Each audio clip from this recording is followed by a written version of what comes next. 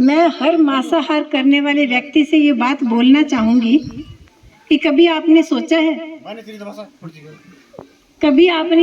है कि जब हम किसी जीव की हत्या करके अपना पेट भर रहे होते हैं तो उस टाइम उस जीव की आंखों में देखा होता है कि वो कैसे करुणावश आपकी आंखों में देख रहा होता है, दयावश कि मुझे छोड़ दिया जाए, लेकिन फिर भी हम उसको काट देते हैं। कभी उसकी माँ की तरफ झांका है कि हर माँ चाहती है कि मेरा बच्चा मेरे पास रहे और हम उसको काट कर खा जाते हैं। कभी सोचा है कि उनकी पैदाइश कैसे होती है, कितने कष्ट के कारण उनको हम बार बार पैदा करवा रहे हैं। हमारे को भगवान ने वैसे दांत नहीं दिए कि हम मांस चबा सके, हम पशु नहीं हैं। शेर बकरी को मारकर खाएगा क्योंकि उसके पास में बुद्धि नहीं है, प्रकृति ने उसको ऐसा ही बनाया है।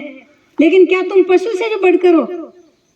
मांस खाते हो? क्या तुम जानवर हो कि तुम जानवर को काट के खा रहे हो? फिर तो यही होगा ना कि तुम एक दिन इंसान को काट कर भी खा जाओगे। भगवान ने हमको ये सब, प्रकृति ने हमको ये सब दिया है कि हम प्लांट से अपना पेट भरे, पेड़ पौधों से अपना पेट भरे। एक जानवर को भी मांस बनाने के लिए, उसका बड़ा करने के लिए हमारे देश में भूखमरी जैसी समस्या आ गई। क्यों आ गई? क्योंकि अगर उस छोटे से मुर्गी के बच्चे को तुमने कुछ दाना या बकरी के बच्चे को तुमने थोड़ा सा घास फूस या अनाज नहीं खिलाया तो उसका मांस नहीं बढ़ेगा। और मांस बढ़ाने के लिए तुम इतनी खेती की जो जमीन है उस पर 75% जो है, 75% जमीन सिर्फ और सिर्फ पशुओं को खिलाने के लिए पैदा की जा रही है। तो इंसान कहाँ से पेट भरेगा? हर इंसान को चाहिए कि मांसाहार छोड़े। पशु के जैसी योनि जीने के लिए हमें एक चेतना मिली है, एक बुद्धि मिली है। पशु नहीं सोच सकता, इंसान सोच सकता है। ये मांसाहार खाली यहीं तक नहीं रुका, ये हमारे क्लाइमेट चेंज का आज सबसे बड़ा कारण बन गया। कभी सोचा है कि एक जब आदमी मृत हो जाता है तो उसके शरीर में से कैसी बदबू निकलती है? वो शरीर सड़ जाता है, हम उसके पास नहीं बैठ सकते हैं। और यही हालत पशुओं की भी होती है। मार के किसी पशु को देखो आप, 2 दिन उसको पड़ा रहने दो, तुम देखो कैसी बदबू उसके शरीर से निकलती है। क्या तुम्हारा शरीर बदबू खाने के लिए पैदा हुआ है?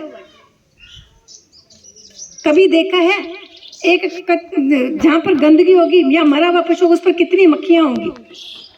और वही मक्खियां जब तुम्हारे पास आती तो तुम उसको हाथ से ऐसे करके चिटका देते हो कि हमें गंदगी नहीं चाहिए। और कभी फूल के पास गए हो, 2 तितली भी आती है तो तुम्हारा कोशिश होती है कि हम इस तितली को देखें और इसको पकड़े। तो हमें कैसा जीवन जीना है? फूल के जैसा या मक्खी के जैसा जीवन जीना है या तितली जैसा जीवन जीना है? मक्खी, गंदगी की मक्खी नहीं बनना है। जहाँ कहीं गंदगी होगी वहां सिर्फ मक्खियां ही आएंगी, रोग ही फैलाएंगी। जब तुम एक फल काट कर खाते हो तो तुम्हें ये पता होता है कि ये फल गंदा है, इसके अंदर से कीड़ा निकला, हमें ये नहीं खाना है। लेकिन तुम्हें पता है जीवों के अंदर भी कैंसर जैसी बीमारी होती है, ट्यूमर जैसी बीमारी होती है।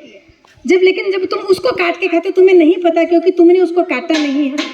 और जिसने अपना बिजनेस करना है, अपना धंधा करना है, वो तुम्हें वही मांस पकड़ा देगा और तुम खाओगे। फिर कैसी मौत मरोगे?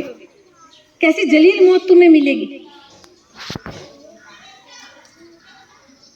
और जो एक कहता है ना कि जैसी करनी वैसी भरनी, जो कर्म तुम करते हो उसका फल भी तुम्हें भोगना का पड़ेगा। तुम्हें भी नहीं, तुम्हारी 7 पीढ़ियों। एक जब बीज लगाते हैं वो पेड़ बड़ा होने में 10 साल लेता है, लेकिन अगर उसकी छाया में बैठो तो कितनी छाया हमको महसूस होती है। कितने पशु पक्षी कितने पक्षी जो है उसके ऊपर अपना जीवन बिताते हैं। लेकिन अगर तुमने एक गलत बीज बो दिया तो वो जहरीला जो पेड़ है वो तुम्हारे पूरे कुटुंब को खत्म कर देगा। उसकी छाया में तुम नहीं बैठ सकते। और किसी बच्चे ने भी हाथ लगा दिया तो उसी की भी मौत हो जाएगी। इंसान हो, समझो, बुद्धि का उपयोग करो, ईश्वर से डरो, प्रकृति का पोषण करो, ना कि उसका शोषण करो, और मांसाहार से मुक्ति करो। मांसाहार हर आदमी को चाहिए कि आज हम एक कसम खाएं कि हम मांसाहार नहीं करेंगे। देखो तो सही बिना मांसाहार के कैसा सुंदर जीवन होता है। कभी देखा है? अगर तुम्हें इसका एक्सपेरिमेंट ही करना है तो तुम देखो 2 कटोरी में, एक में जवारी की रोटी का टुकड़ा डालो, एक में मांस का टुकड़ा डालो। तुम 2 दिन बाद या 24 घंटे बाद भी देखो, जो रोटी का टुकड़ा है वो पूरा नरम होके उसके अंदर समा जाएगा, लेकिन जो मांस का टुकड़ा है वो 7 दिन तक वैसा का वैसा ही रहेगा। और जब शरीर में गंदगी जमा होगी तो उसका तुम्हें पता है ना क्या होगा। सबसे बड़ी बात है कि मन में करुणा होनी चाहिए कि हमें किसी को काटना नहीं है, खून नहीं बहाना है, हमें किसी दूसरे के खून को बहा के अपना खून नहीं बनाना है।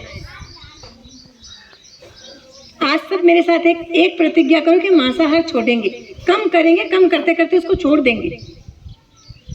जो भी मांसाहार करते हैं, चाहे बड़े हो चाहे छोटे हो, ईमानदारी से हाथ उठाएं। नशा और मांसाहार ये हमारे पूरे परिवार को खत्म कर देता है। मैं आज एक किताब देके जाऊंगी सर आपको, जाका गला तुम काटी हो। आप कोशिश करो कि रोजाना उसका 2 या 3 पेज बच्चों को भी पढ़ के सुनाओ, या जो भी बड़े भी अगर कोई खाते होंगे उनको भी यहाँ सुनाया जाए, तब उनको पता चलेगा कि गले काटने से क्या हो रहा है। सिर्फ मांसाहार पर ही वो किताब है। मैं इतना ही कहना चाहूंगी कि मांसाहार छोड़ो और एक सुंदर जीवन जियो।